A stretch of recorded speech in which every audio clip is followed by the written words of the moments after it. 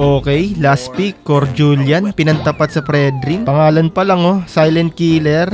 Pangalan pa lang, alam mo nang walang matinong gagawin Talagang i-invadean ka niyan. Tingnan mo naman yung kalaban mo, Predrin. Tapos ang pinili mo, Julian. Dito nga level 3 lang si Silent Killer. Tapos tingnan niyo yung ginagawa niya. Nag-aabang sa bush. Akala mo naman maaagawan mo ng turtle yung Predrin. Kasi malala pa dito, putik na yan. Nabigyan pa siya ng Gwyn. Tignan mo naman nagwawala na yung Predrin. Maagawan na naman ng buff yung core namin. Putik na yan. Ayan na, umiyak na nga. Salamat, wala akong buff kahit isa. Putik na yan, sabi ko na pangalan pa lang, alam mo na Tignan mo naman kasi kung paano gumalaw yan. Nag-vision na nga ako kasi papunta yung Gwyn. Tinuloy niya pa rin. Ayun, patay ang gago. Gago! Sana ikaw nag-core Nova, haha. O ang hirap 'di ba? Yung core ka tapos invadean ka ng invadean ng kalaban. Tapos wala pang tumutulong sa'yo.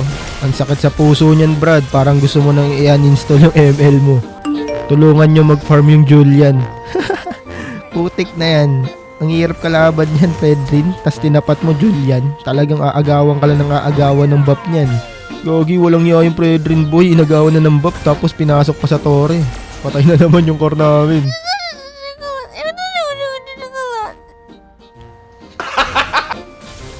Putik, low lahat. Akin na to. Stuck ka ngayon sa first ko. Sa kapas. Boom! Ay, putik sablay.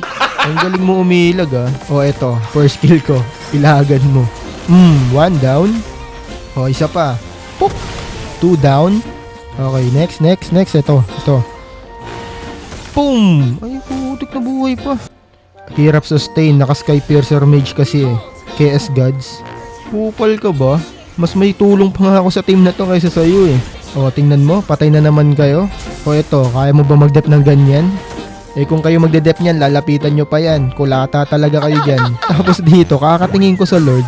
Putik na yan, natalunan ako ng Gwyn. Buti na lang, ang lakas nung hilong florin namin. Putik na yan, tingnan mo, balik yung buhay ko sa puno. Tingnan mo to, Julian, kaya mo pa to gawin? Tingnan mo nga kung sino mas may silbi sa ating dalawa.